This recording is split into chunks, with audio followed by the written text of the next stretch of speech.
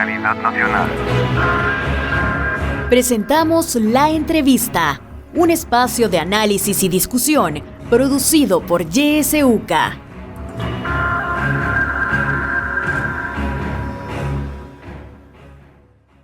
Muy buenos días, gracias por su sintonía, el espacio de La Entrevista en este viernes 18 de abril, Semana Santa, y por eso queremos llevar pues un mensaje diferente este día. Vamos a hablar sobre el significado de la Semana Santa y nos acompaña en esta ocasión el Padre Francisco Díaz, él es sacerdote jesuita, profesor y director de la licenciatura en Teología de la UCA. Le damos la cordial bienvenida. Buenos días, Padre. Muy buenos días, muchísimas gracias y un saludo a la audiencia. Muchísimas gracias a usted que ya está en nuestra sintonía. Recuerde que transmitimos a través de todas nuestras plataformas y bueno, agradecemos su fiel sintonía a través también del 91.7 del FM. Bueno, la semana tiene diferentes actividades, Padre Francisco, pero queremos adentrarnos un poco más en el significado de esta Semana Santa para los cristianos, sobre todo que conmemoran pues la vida de Jesús, su crucifixión, su resurrección. ¿Cuáles son esos ritos que se realizan en la Semana Santa? Comencemos por ahí y luego vamos adentrándonos en el tema. Claro que sí. Creo que es importante destacar que a pesar de que se realizan distintas actividades durante la semana, estamos hablando de un solo acontecimiento. Un solo acontecimiento que evocamos y conmemoramos. Por lo tanto, a pesar de que esta Semana Santa inicia con el Domingo de Ramos, continúa con el Jueves Santo, Viernes Santo, el sábado y el Domingo de Resurrección, todo tiene que verse como un conjunto, no son partes divididas. A mí me gusta explicarlo diciendo que es parte de un todo. El todo, en definitiva, es una misma historia de nuestro Señor Jesucristo, que se divide para pedagogía nuestra y para que nosotros lo comprendamos, pues en diferentes escenas o en diferentes momentos. Y cada momento quiere hacer énfasis en una actitud que puede provocar en nosotros, los creyentes, una reflexión. Es así como dentro de la Semana Santa tenemos el Domingo de Ramos, que conmemora la entrada triunfal de Jesús en Jerusalén. Y este Domingo de Ramos es interesante porque es festivo, pero al mismo tiempo nos invita a la reflexión, porque Jesús entra a Jerusalén para cumplir con su misión principal, que es la de aceptar el sufrimiento, aceptar la traición, mostrar el mal que oprime y que hace sufrir al justo, pero también con el Domingo de Resurrección, mostrar que la vida tiene la última palabra. Y en medio de estos dos domingos tenemos el Jueves Santo, donde creo que todos recordamos que se tiene la institución de la Eucaristía, el lavatorio de los pies y el mandamiento importante de donación total de Dios hacia la humanidad.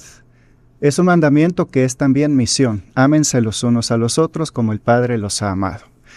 El viernes hacemos referencia a la cruz como ese espacio donde hay ausencia de vida, donde hay ausencia de alegría. Pero no es que aceptamos esa ausencia, es una espera. Dentro de la pedagogía religiosa, si antes hemos dicho que el jueves es la celebración del mandamiento del amor, el viernes se nos invita a tener una espera silenciosa, una espera en donde nos guíe la promesa de que todo puede cambiar. Y es así como llegamos al sábado o a la vigilia pascual, donde entonamos cantos, tocamos campanas, porque nuestro Señor no está en el sepulcro. Y el Domingo de Resurrección, con todos los colores y nuevamente con toda nuestra liturgia, verificamos que nuestro Señor ha vencido a la muerte. Sí. Entre esos ritos que usted ha mencionado, el lavatorio de los pies es uno de los ritos que vemos en diferentes parroquias. Hay dramatización incluso de jóvenes dramatizando ese rito. ¿Qué significa el lavatorio de los pies para que quienes no comprendemos muy bien? Sí, el lavatorio de los pies es un signo. El lavatorio de los pies quiere recordarnos el anonadamiento del rey que está viniendo entre nosotros. Esto es interesante porque el Domingo de Ramos vemos a Jesús como un rey que viene. Pero es que es un rey que sirve. Es un rey que se pone al servicio de los demás. Esto contrasta con el culto imperial que se tenía en este primer siglo, con el Imperio Romano. El culto imperial, tal y como podemos entenderlo también nosotros, es como que un político o alguien importante se pusiera a servirle a una persona que no tiene recursos económicos o que no tiene un título dentro de la sociedad. Entonces es un contraste total. El lavatorio de pies tiene su sentido espiritual, por supuesto, ponerme al servicio del otro. El lavatorio de pies nos invita a arrodillarnos, porque el gesto físico es importante. Yo me arrodillo para lavarle los pies al otro. Nuestro maestro lo hizo, por lo tanto nosotros lo recordamos y lo hacemos vida en nuestra cotidianidad. Pero también el lavatorio de pies es un gesto profético, donde el rey, el más importante, muestra todo su poder sirviendo a los demás. Esto contrasta notablemente, incluso en nuestros días, con el ejercicio del poder que tenemos, incluso a nivel religioso. Yo pienso que el lavatorio de pies, además de lo que puede provocar de sentimientos bonitos para nosotros, es una invitación y una denuncia para que el poder religioso y el poder político de nuestra actualidad se ponga al servicio. Jesús no es un rey que requiere pleitesía y que lo alaben a él. Jesús es un rey que utiliza su poder para servir y para pedirle a sus seguidores que hagan lo mismo. Y aquí todos estamos en deuda. Los sacerdotes, las religiosas, los obispos, el mismo Papa Francisco, que ha insistido en alejarnos de ese tipo de poder. Por lo tanto, el lavatorio de los pies tiene esta carga simbólica. No es un gesto que hay que repetir y ya, sino que es un gesto profético que también quiere denunciar a aquellos líderes poderosos que no son de servicio y no están al servicio de los demás. Bueno, y ese punto que usted menciona me parece importante, no hacer las cosas solo por repetirlas, como usted lo menciona. Entonces, ¿cómo deberíamos vivir la Semana Santa más allá de estas tradiciones, ritos o costumbres que pues toda la gente a veces hace, pero a veces no conocemos la raíz, ¿verdad? ¿Por qué lo hacemos? Pero bueno, usted ya nos ha explicado, por ejemplo, esto del rito, cómo vivimos la Semana Santa más allá de los ritos y las tradiciones. Sí, si me permite, quiero darle un poco de matiz a la pregunta. Yo pienso que tenemos que comprender muy bien qué es la Semana Santa. Aquí yo me remito un poco a las falsas imágenes de Dios que tenemos, que tanto daño le hacen a los creyentes, que tanto daño nos hacen a nosotros mismos, porque la Semana Santa de hecho son expresiones litúrgicas, son actos, tradiciones, que quieren poner énfasis en algún aspecto de nuestra vida. Claro, yo pienso que la Semana Santa es para ser vivida de tal modo que nos quede en nuestra conciencia y en nuestra humanidad el mensaje central del Señor. ¿Qué es lo que ha pasado? Que se ha simplificado el objetivo de la Semana Santa. Cuando hablo de las falsas imágenes de Dios o de los falsos preceptos, creo que hay muchas personas que dicen, ya fui el domingo a misa, ya estuvo, basta. Ya fui el jueves, ya participé el sábado, ya cumplí. Claro, este es un error que cometemos muy seguido. No es una presencia nominal entonces. La Semana Santa, si la hemos comprendido muy bien, tiene que implicar una participación en las liturgias, porque el ser humano necesita expresar con signos y con gestos lo que cree. Es como poner de manera tangible lo intangible. ¿Cómo expresar que yo quiero a mis papás, por ejemplo? ¿Cómo lo hago? necesito algo para demostrarlo. Necesito gestos, acciones, palabras. Esas son las liturgias de esta semana. Son modos en que nosotros, como seres humanos limitados, necesitamos expresar nuestra fe. Si no, ¿de qué modo lo haríamos? Por lo tanto, sí es muy importante entonces las liturgias, pero nuestra fe no se agota en ellas. Nuestra fe inicia con ellas.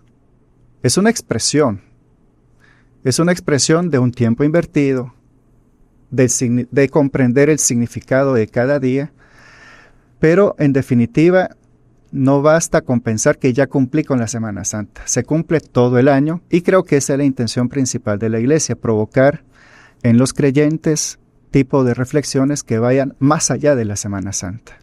Sí, y como usted dice, es importante conocer también los significados para hacerlo con mucha conciencia de por qué lo estamos haciendo. Y un tema que siempre se habla en la Semana Santa es sobre, abstenerse de comer carne, ¿verdad? Y a veces se dice, ¿y por qué? ¿Qué hay detrás de esto? Explíquenos, padre. Sí, esta pregunta es interesante porque se ha hecho demasiado énfasis en el alimento, ¿verdad? En realidad la Iglesia lo que nos pide para esta Semana Santa, para esta Cuaresma en general y para todo el año, es tener signos de ayuno, oración y limosna. Entonces vemos que el abstenerse de algún alimento entra en la categoría del ayuno, pero es que en realidad hay más, ¿verdad? Tan importante tiene que ser uno como los demás. Dentro de las instrucciones que la Iglesia nos regala, cada conferencia episcopal tiene la disposición de adecuar estas prácticas acorde a cada contexto. Entonces, no se trata de pensar que con no comer carne estoy cumpliéndole a Dios o estoy cumpliendo y estoy en gracia con mi Iglesia. Esto sería caricaturizar un poco el significado de privarme de algún alimento. La Iglesia nos pide oración, porque es el modo en que yo puedo entrar en contacto con Dios. De hecho, religión significa relación, ¿verdad? Religare.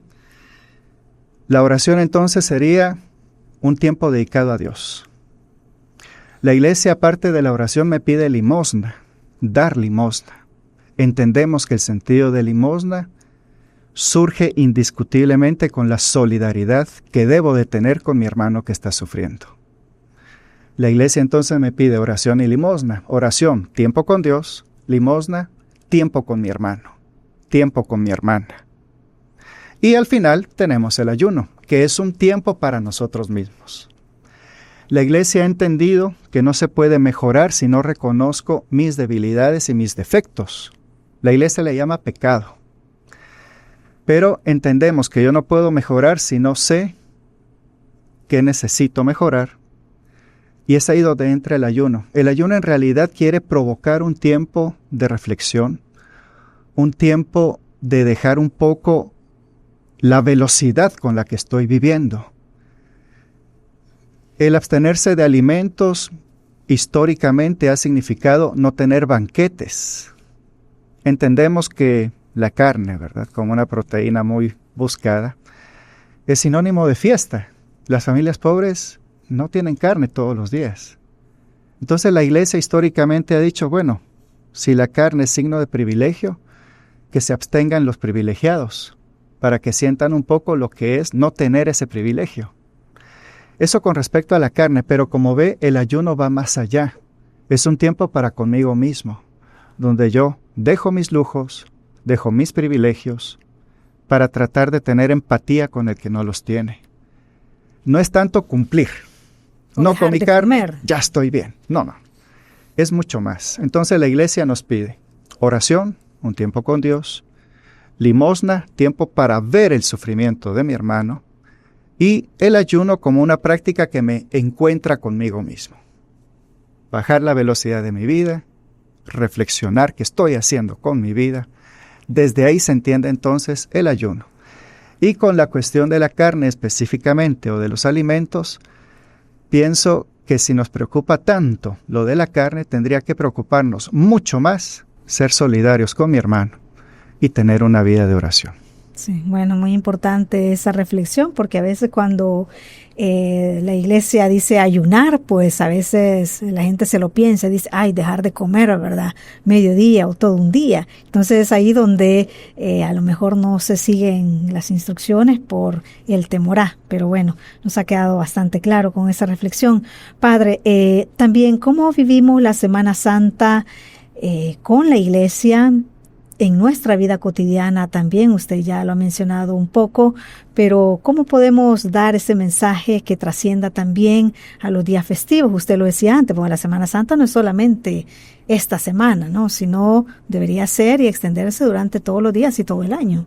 Sí, yo pienso que uno de los anuncios que la iglesia primitiva, el primer cristianismo de la Palestina del siglo I, hizo posterior a la muerte de Jesús, fue precisamente el querigma, el anuncio de su resurrección.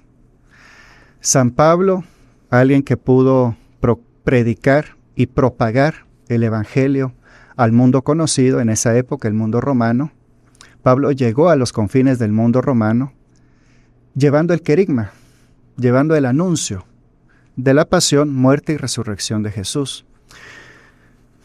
Yo pienso que dentro de este querigma, que ha sido tan importante durante todos los siglos, se encuentra un secreto de por qué no ha pasado de moda. Es que la vida es difícil. Nuestra cotidianidad no es fácil. Cargar con nuestra humanidad, nuestros defectos, cargar con nuestros proyectos que a veces se frustran, nos pone al límite de nuestra humanidad y podemos pensar, como seres humanos, que estamos destinados al fracaso, que estamos destinados a la tristeza y a la depresión. Yo suelo decir en algunas reflexiones que hay una enfermedad que nos está matando y es la depresión, la soledad. Físicamente, estos dos aspectos que los educadores y los expertos de la salud podrían hablar con más propiedad, alguien que tiene alguna depresión o algún estado emocional bajo, mira al piso. Tiene los hombros metidos, no hay sonrisa, no hay brillo en los ojos. ¿Por qué el anuncio de la resurrección de Jesús sigue provocando y moviendo a la reflexión? Porque la resurrección de Jesús nos dice que la muerte y el sufrimiento no tienen la última palabra en nuestra vida. Un cristiano tiene que ser alguien que esté 100% seguro que la vida tiene la última palabra en nuestro pentagrama. Me gusta tocar la imagen de que nuestra vida es como una partitura. Tenemos altos y bajos, notas medias, silencios, y nuestra vida no puede acabar con la tristeza y con la muerte. Un creyente ve al resucitado principalmente. Un creyente sabe que el sufrimiento no tiene que ser eterno, porque nosotros creemos que la eternidad es con el resucitado. Y el resucitado, en los textos evangélicos, provoca alegría. Jesús se aparece a sus discípulos que que tienen miedo y están muertos de temor, y les dice, paz a ustedes. Este saludo de paz no es un simple saludo, es un imperativo, es una orden. Paz a ustedes. Ustedes que tienen miedo, paz a ustedes. Los discípulos tienen miedo porque pueden sufrir el mismo final de su maestro. Paz a ustedes, que aunque les hagan lo que a mí me hicieron, paz a ustedes. Nos quita el temor, nos quitan las ganas de estar encerrados. Por lo tanto, ¿por qué la Semana Santa es tan importante para un cristiano? Porque nos obliga a tener esta actitud, no mirar al piso, sino mirar al resucitado. Y en nuestras iglesias, la cruz siempre está en alto, para que el que entra a la iglesia eleve la vista y vea la cruz, que es signo de resurrección. Y este tema del sufrimiento, me parece importante, Padre, hacer énfasis en esto, porque a veces tendemos como a no comprenderlo muy bien, y a veces cuando en la vida diaria se nos presentan situaciones difíciles, como usted lo dice, la vida pues hay momentos complicados, ¿no? Y hay muchas personas que entran en depresión, en soledad, como usted lo ha mencionado, pero yo he escuchado, por ejemplo, mucha gente decir, bueno, es que Dios así lo quiere, es que Dios quiere que suframos, porque quiere que suframos como Él sufrió. Uh-huh. Pero más allá de estas palabras que se pronuncian, ¿qué mensaje daría usted al tema del sufrimiento, que muchos lo aceptamos, pero bueno, ni modo, hay que sufrir en esta vida? ¿Cómo lo ve usted? Sí, esto es interesante porque toca uno de los aspectos de la humanidad más antiguos. De hecho, dentro de la arqueología bíblica se cuenta con un texto que se le llama el Job babilónico, o el Job mesopotámico, 3000 años antes de Cristo, donde se encuentra en una tablilla con escritura cuneiforme la historia de alguien que es justo, que ha hecho bien las cosas, que no le ha hecho daño a nadie, y le tocan situaciones de desgracia que le provocan sufrimiento. Esta historia del Job mesopotámico nos indica que la historia del hombre bueno que sufre no es solo de nuestra época. A mí me gusta pensar que una de las preguntas más antiguas que se han hecho todas las generaciones, independientemente de su ubicación geográfica, es ¿por qué alguien bueno sufre? ¿Por qué sufrimos?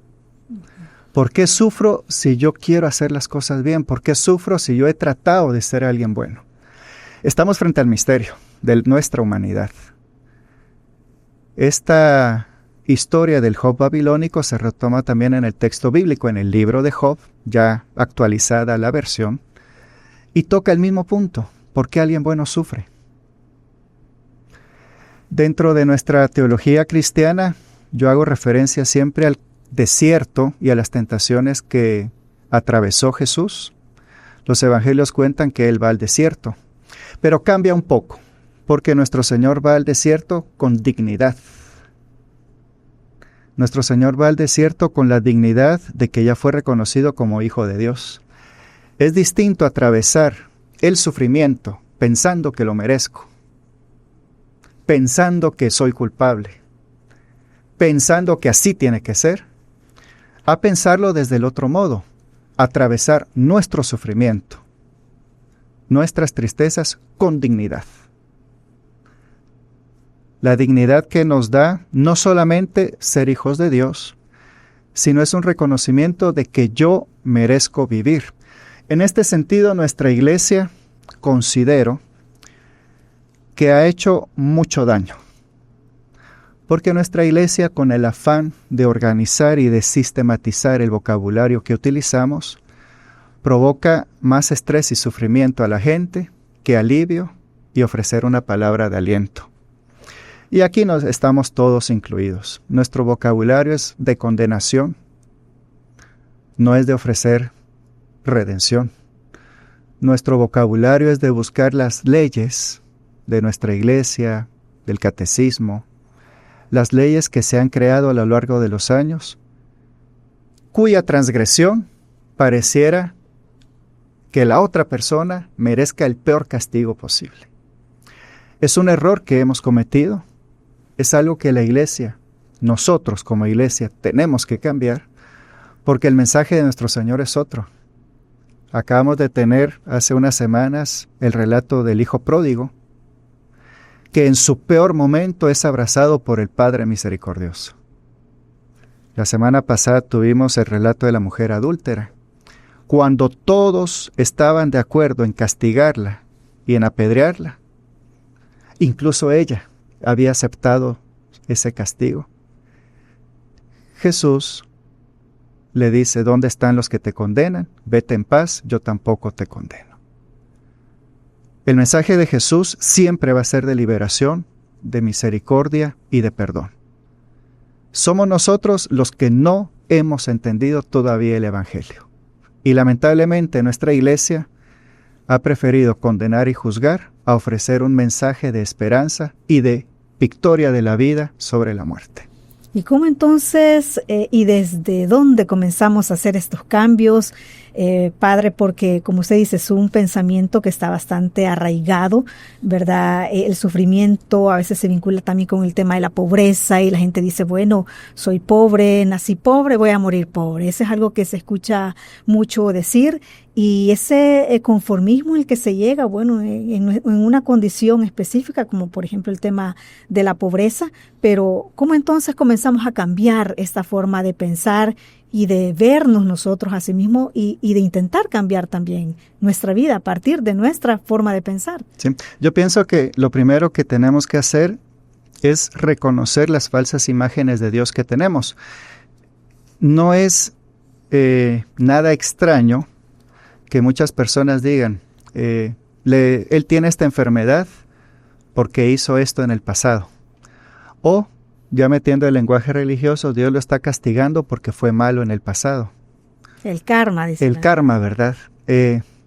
Pienso que esta es una falsa imagen de Dios, que ha dominado muchos años el modo en que vemos a Dios como un juez sin misericordia, como un juez que está atento a los errores nuestros para castigarnos. En el vocabulario bíblico tenemos dos términos, mishpat en hebreo y rib. Mishpat se refiere al veredicto que emite un juez después de haber escuchado las faltas que el otro le hizo a la víctima. Claro, ese es el tribunal que nosotros conocemos, una ley que castiga conforme el delito cometido. Esta imagen se ha también propagado para imaginar cómo es Dios. Pero en el mundo bíblico existe otra imagen, que es el rib. Cuando Dios te muestra tu debilidad y tus errores, ya te ha perdonado. Porque esto es interesante. Cuando alguien nos dice algo en que hemos fallado, no es para hacernos daño, es para que mejoremos. En realidad, la Cuaresma es una oportunidad única en la vida que tenemos de reconocer en qué estamos fallando y nos tendría que provocar mucha alegría mejorar. Claro, no es reconocer nuestros pecados para condenarnos, es reconocer lo mal que estamos para mejorar. Sí. En ese sentido es que la Iglesia tendría que ayudarnos mucho más para transitar esta vía. Bueno, vamos a hacer una pausa en esos momentos. Al regresar, continuamos conversando sobre el significado de la Semana Santa. Ya volvemos.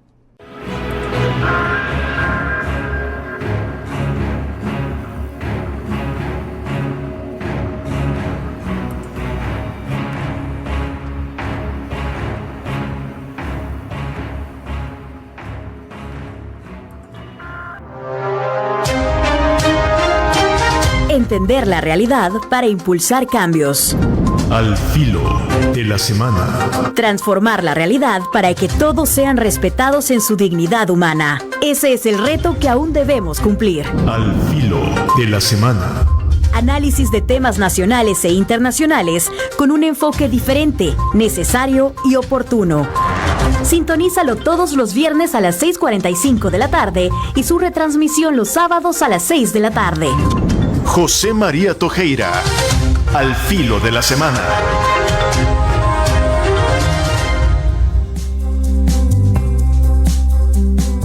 No te pierdas en YSUCA la franja de la academia.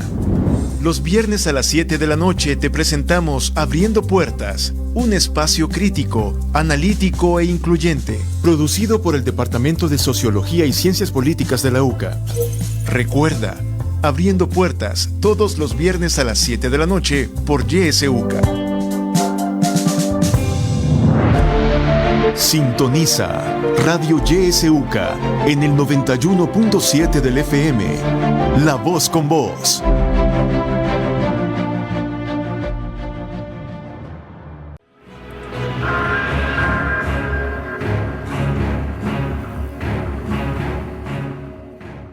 Gracias por continuar con nosotros en la entrevista de YSUCA en este viernes 18 de abril. Estamos conversando con el padre Francisco Díaz. Él es sacerdote jesuita, profesor y director de la licenciatura en teología de la UCA. Y hemos estado hablando sobre el significado de la Semana Santa. Ya hemos conversado durante media hora con él sobre este tema, pero queremos seguir adentrándonos en esta reflexión que es importante por esta fecha que estamos viviendo, pero esta reflexión no debería ser solamente en esta fecha, como ya lo ha dicho el Padre Francisco. Padre, ¿cómo más allá de recordar, nada más recordar la muerte y pasión, resurrección de Jesús, cómo vivimos estos días especiales en iglesia, en comunidad, en nuestra vida cotidiana? ¿Cómo podemos entender estos tres aspectos, ¿no? Muerte, resurrección, pasión de Jesús. Sí, pienso que la Semana Santa tiene una pedagogía. La Iglesia lo distribuye por etapas, un mismo acontecimiento por etapas, para que el creyente tenga la oportunidad de ir poco a poco. Es como si un maestro fuera tan bondadoso con sus estudiantes, que en lugar de hacerle un examen con 50 temas, se los va dando en porciones, ¿verdad? Por temas, más subtemas, ¿verdad? Entonces la Iglesia con esta Semana Santa quiere expresarnos que este misterio, que esta Semana Mayor, también puede ser vivida por nosotros por etapas. Desde que empezamos la Cuaresma con el miércoles de ceniza, ya la Iglesia nos invitó a tener un tipo de actitud en preparación para la Semana Mayor, para la Semana Santa. Empezamos con el tema de la ceniza, que solo el gesto de hablar de conviértete y cree en el Evangelio ya nos pone en una actitud. Entonces, yo pienso que de parte nuestra, de parte de los creyentes, tendríamos que tener un cierto nivel de apertura para estar abierto al vocabulario que la Iglesia nos ofrece. Es un tema programático, es un tema que va por etapas. Antes de pedir perdón, yo tengo que saber en qué he fallado. Antes de hacer propósitos de vida, tengo que saber qué me falta. Antes de reconciliarme con alguien, tengo que saber primero a quién he ofendido. Entonces, empezamos con el miércoles de ceniza, donde se inaugura este modo de ver la vida. El reto, yo creo, que está en darnos el tiempo para hacer nuestro examen de conciencia. Ahí está el primer problema, porque nuestra sociedad, por la velocidad laboral, por la velocidad del trabajo, por la velocidad de las actividades administrativas, nos deja poco tiempo para la reflexión personal. Incluso los fines de semana con las responsabilidades familiares, no tenemos tiempo para sentarnos, vernos, pensar en nuestra vida. Hablamos poco acerca de la salud mental, y es que es un tema que también tiene que ser importante. La Semana Santa exige introspección. La Semana Santa exige pasar revista en varios aspectos de nuestra vida. Ese es el primer reto, tener el tiempo para dedicarle a la Semana Santa el desarrollo de esa actitud que me está exigiendo, que me está proponiendo. Después, cada día del Tríduo Pascual también me pide o me invita a una actitud, ¿verdad? Reconocer a Jesús como Rey, su entrada triunfal en el Domingo de Ramos. Es un Rey que viene a servir, es un Rey que viene a dar testimonio de que la tristeza y la muerte no tienen la última palabra. Eso toca profundamente nuestra vida. Todos tenemos tristezas. Todos sabemos qué nos preocupa por dentro. Los especialistas de la salud nos invitan a que los trabajemos antes de que explote, como si fuera una olla de presión. Es que la Semana Santa es también un tiempo para nosotros mismos.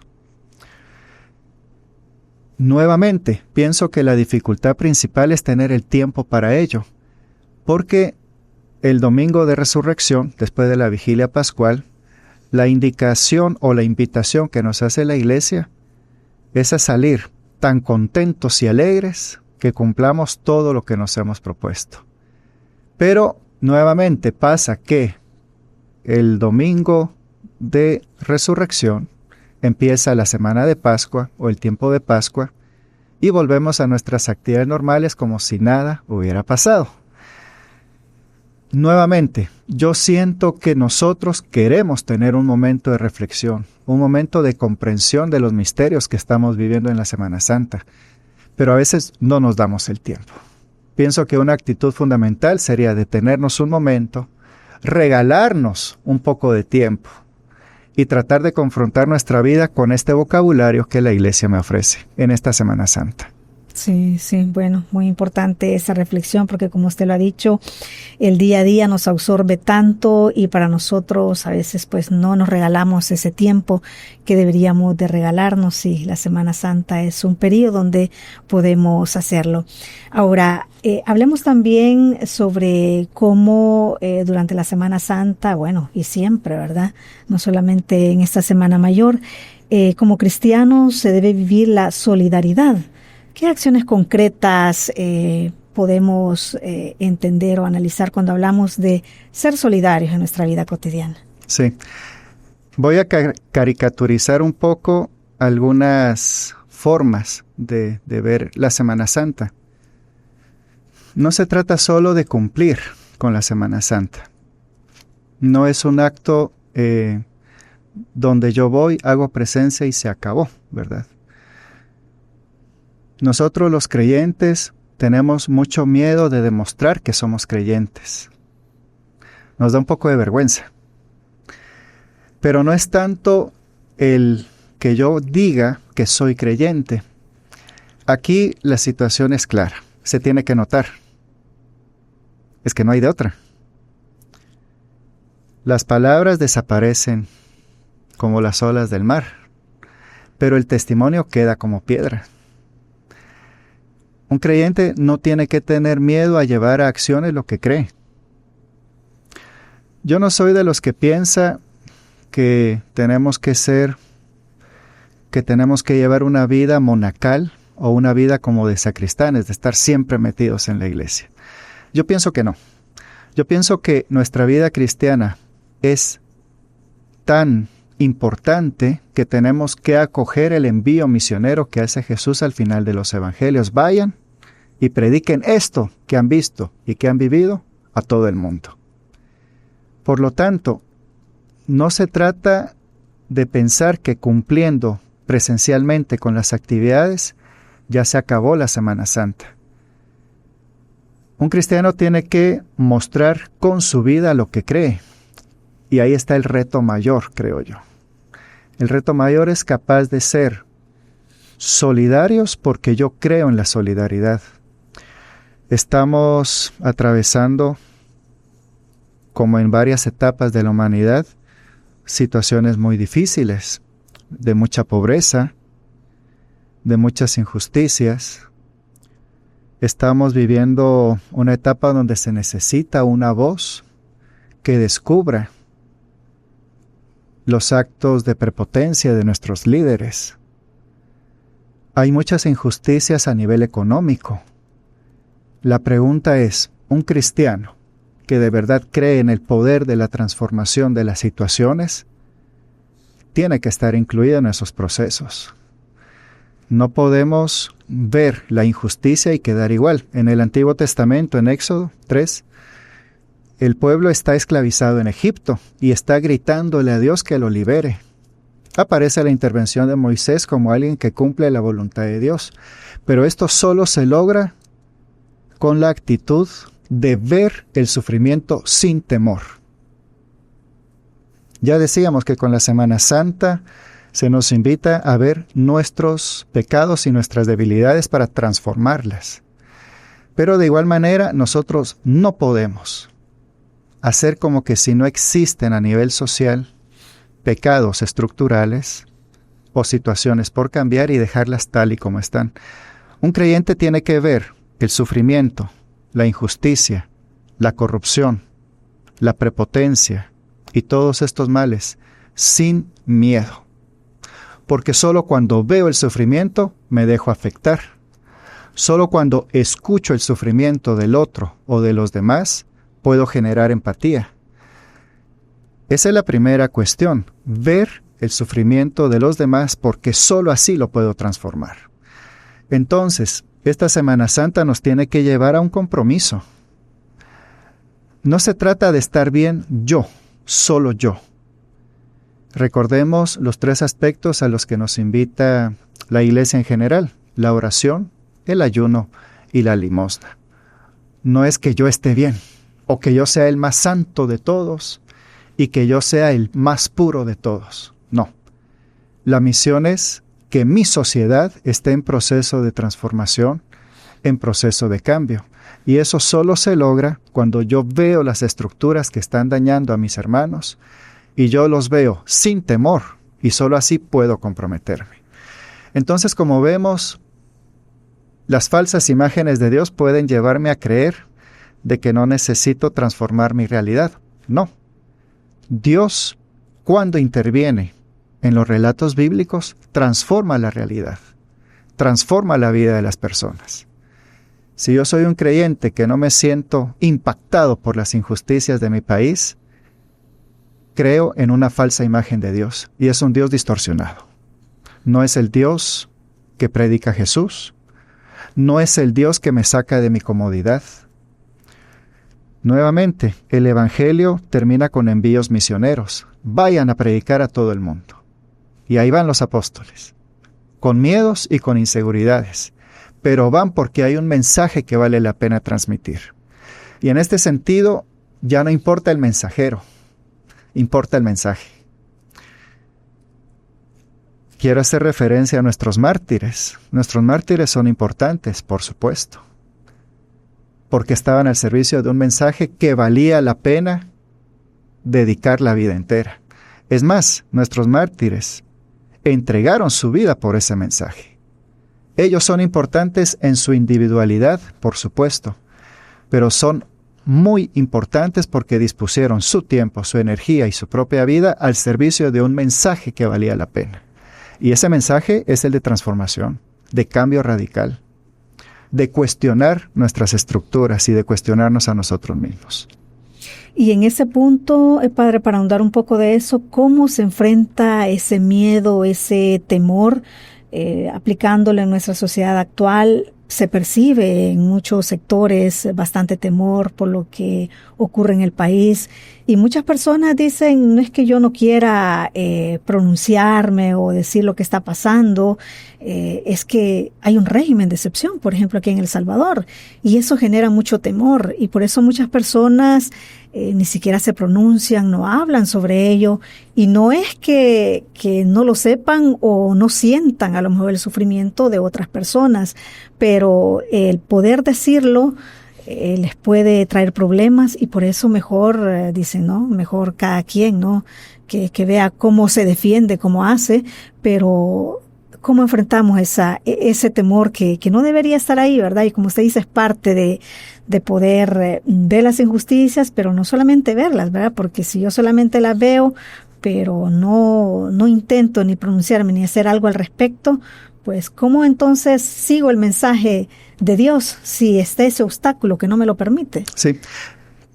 Tal vez tomando como punto de partida los textos bíblicos, los evangelios, los especialistas, los estudiosos de la Biblia, coinciden en que lo más histórico de los evangelios es la muerte de Jesús, es su persecución.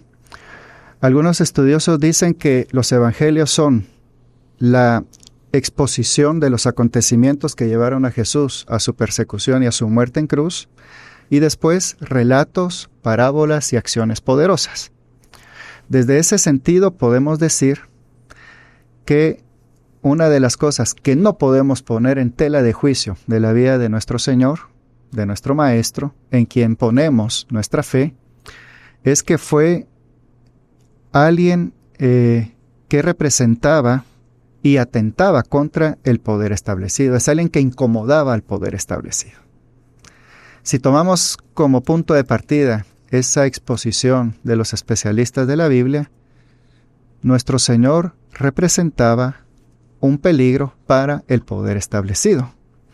Siendo un poco más sencillos en el vocabulario, si nuestra iglesia deja de cuestionar y deja de ser estorbo para el poder, estamos pensando en salvarnos a nosotros mismos, en salvar nuestra institución y salvar nuestra estructura. Si pensamos entonces que incluso Juan el Bautista representaba algo contra el poder establecido y por eso termina siendo decapitado, a pesar de que a Herodes le gustaba escucharlo, y si pensamos que Jesús, a pesar de que Pilato no encontró nada malo en él para su ejecución, si pensamos que ellos tuvieron un final cruento de martirio, nuestra iglesia, si quiere ser de Jesús, tiene que ser perseguida, tiene que estar mal nuestra iglesia, tiene que tener una mala relación con las autoridades de turno, tiene que tener otro punto de vista que defienda otros intereses y no los intereses de los poderes de turno. Esto evidentemente nos pone en una situación de vulnerabilidad, pero yo pienso que eso está bien. La iglesia, nuestra iglesia, a la que dedicamos nuestra vida, a la que amamos con todo el corazón, nuestra iglesia que tantos mártires ha dado, no puede estar bien ella misma. No puede ser eso. Nuestra iglesia, si quiere ser cumplidora de la misión de nuestro Señor, tiene que estar mal. Tiene que tener debilidad, tiene que tener persecución. Tiene que estorbar al otro. Tiene que estorbar al poderoso. Cuando nuestra iglesia deja de serlo, deja de cumplir la misión de nuestro Señor y empieza a cuidarse ella misma. Y creo que por experiencia sabemos que cuando una institución piensa solo en ella misma, progresa y todo está bien. Por eso, a mí personalmente, a mí no me interesa que la iglesia esté bien como institución, que estemos tranquilos nosotros. Porque si yo estoy tranquilo, quiere decir que no estoy viendo el sufrimiento y las necesidades de los demás. Nuestra iglesia, al ver las injusticias y el sufrimiento del pueblo, tiene que incomodarse ella como institución. Y es una condición de verificación del cumplimiento de la misión, la persecución, la calumnia, los golpes y el martirio. En El Salvador no podemos escaparnos de estas categorías, porque sería traicionar la memoria de nuestros mártires, no solo de la UCA, sino de tantos mártires que incomodaron al poder. Entonces, ¿qué pasa con nuestras instituciones que tienen que dejar de pensar en ellas mismas para ponerse al servicio de los demás? Veamos la Semana Santa. Siendo muy frío, la Semana Santa es la ejecución de un inocente. La Semana Santa es la memoria que provoca, evoca y nos hace conmemorar el castigo injusto, la traición, testimonios falsos, ejecución de un inocente. El que quiera entenderlo, creo que no tendría que hacer mucho esfuerzo. Sí hay que hacer mucho esfuerzo si quiero minimizar el impacto de la vida de nuestro Señor. ¿A quién decimos creer? ¿En qué acciones entonces podemos ser cristianos más activos en el sentido de, como usted decía anteriormente, pues no solamente ver de lejos el sufrimiento, sino también pues sentir lo que el otro siente, pero también actuar, ¿verdad? Porque podemos decir, no, es que yo siento, ¿verdad?, lo que sufre mi hermano, pero no hago nada al respecto. Como iglesia, como usted lo ha especificado, Padre, pues una iglesia que no incomoda, de eso usted, bueno, es una iglesia hasta cierto punto pasiva.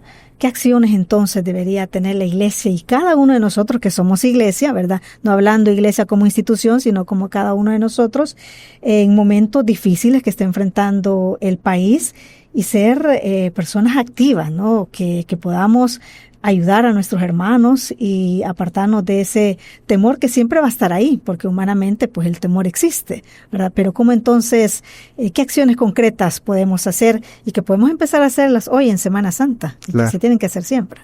Sí, a mí me gusta jugar un poco con dos términos, una espiritualidad de ojos cerrados y una espiritualidad de ojos abiertos. Una espiritualidad de ojos cerrados sería aquella que me hace pensar que ya estoy bien con Dios o que ya he cumplido, ¿verdad? Una espiritualidad de ojos cerrados evita actos de reconciliación. Una espiritualidad de ojos cerrados o una espiritualidad pasiva, por utilizar otro término, evita que tenga gestos de solidaridad con los demás, ¿verdad? Todo lo contrario, una espiritualidad de ojos abiertos, que yo creo que esta puede ayudarnos para responder esta pregunta, ¿verdad? Una espiritualidad de ojos abiertos es aquella donde yo me veo al espejo sin temor. ¿Quién soy yo? ¿Qué estoy haciendo en este mundo? ¿A quién le estoy dedicando mi tiempo? Quiero recordar a San Ignacio de Loyola. San Ignacio de Loyola sirvió a varios reyes en varias campañas militares, sirvió en varias contiendas, y San Ignacio de Loyola se arrodilló frente a varios reyes temporales, le llama él en los ejercicios espirituales. Después de varias reflexiones, después de la batalla de Pamplona, donde es herido, San Ignacio reflexiona y dice, ok, ya me he arrodillado delante de varios. Y dice San Ignacio, ahora solo me voy a arrodillar ante el único que merece que yo me arrodille. Y él menciona que solo se va a arrodillar ante el único Rey y eterno Señor de todas las cosas. Nosotros podemos arrodillarnos frente a cualquier cosa, frente a cualquiera. El gesto de arrodillarse es sumisión, es obediencia. En la Eucaristía, cuando presido las misas, a mí me gusta que los 2 o 3 momentos en los cuales el sacerdote se arrodilla, me gusta pensar que yo estoy disponiendo mi vida al único que merece que yo me arrodille. El único que merece que yo le dé mi libertad, mi memoria y mi entendimiento, porque me invita a la justicia, a la reconciliación y a la solidaridad. Entonces, una espiritualidad de ojos abiertos es aquella en la cual yo me veo sin temor. ¿Qué estoy haciendo? ¿A quién le estoy sirviendo? ¿Ante quién estoy arrodillado? Ver si merece la pena. Una espiritualidad de ojos abiertos empieza con la familia. En ocasiones tratamos mejor a los desconocidos que a nuestros hijos o a nuestros hermanos. Eso no está bien. Pero yo no me puedo dar cuenta si tengo los ojos cerrados a esa realidad. Una espiritualidad de ojos abiertos es que yo tengo que amar a los próximos, y los primeros son mi familia. Dar la vida por ellos. No es cliché que cada vez más se diga que la familia es lo más importante. Nos lo repiten mucho porque no entendemos. Es como un padre que le dice a su hijo, no hagas esto, no hagas esto, no hagas esto. Claro, es que nosotros crecemos, somos adultos y seguimos siendo necios. No entendemos. Espiritualidad de ojos abiertos. El mensaje que la Semana Santa puede darnos, perdonar de corazón a nuestros familiares. Cuesta, por supuesto, por eso hay que perdonarlos. Y lo trágico de los rencores familiares es que son rencores tan fuertes porque hubo cariño y amistad, por eso duele. Yo no puedo odiar al que no quiero. Hay odios que son tan fuertes porque antes del odio había amor, cariño, había afecto. Por eso duele y por eso no quiero perdonar. Lo trágico es que todos queremos andar libres por la vida, libres de equipaje, decimos en la espiritualidad ignaciana, pero no queremos. Fruto de la Semana Santa, perdona a quien tenés que perdonar. Llámalo hoy. Da el primer paso para la reconciliación. ¿Querés seguir con tus rencores? Seguí. Contame en 5 años qué enfermedades tenés. ¿Querés liberarte de tus rencores y vivir más ligero de equipaje, más libre por la vida? Empezá perdonando. Tenemos ese primer aspecto entonces de la familia. Otro aspecto que hay que considerar es en el trabajo. Ambientes tóxicos, decimos nosotros, ¿verdad? Bueno, entonces, ¿cómo estoy en el trabajo? ¿A quién quiero hacerle la vida imposible? a quien que cada vez que participa en las juntas o en las reuniones lo desacredito con un gesto o con una mirada. El cristiano tiene que demostrar en lo que cree, no solo creerlo internamente, que se note. Si no se nota, la hipocresía ronda nuestra casa. Si no se nota, la incoherencia está escrita en nuestra frente. Por lo tanto, estamos llamados a la honestidad y a la responsabilidad. Y como elemento indispensable está la comunidad y la sociedad. Yo no puedo pensar que todo está bien en mi país. No puedo pensarlo. Porque en determinado momento las estructuras de gobierno, los poderes, legislativo, ejecutivo y judicial, tienen una misión. Y como ciudadano yo estoy obligado a ser supervisor de esa ejecución del poder y del uso del poder. Así como se pagan los impuestos, yo tengo derecho a que sean usados en lo que como ciudadanos queremos. Entonces, dentro de esta dinámica de comprensión, entra también el ejercicio de verme en sociedad. Por último, tenemos una actitud que es fundamental, es la escucha y la misericordia. Todos estos espacios, que podríamos multiplicarlos por otros, tienen que tener como punto de partida una actitud fundamental personal. En ocasiones dicen que alguien que es comprensivo y misericordioso lo va a hacer en su familia, en su trabajo y en la sociedad. Entonces, como ve, la Semana Santa es una invitación a que en realidad nuestra fe en Dios, el esfuerzo que hace nuestra iglesia por darnos sacramentos, por darnos liturgias y por darnos un vocabulario, tiene que transformarse en una mejora considerable de nuestra vida, donde yo estoy bien si los demás están bien. No es el egoísmo por el egoísmo, es vivir en sociedad y sin dudar nuestro Señor nos invita a ello. Veamos la Semana Santa y vivámosla desde esta perspectiva.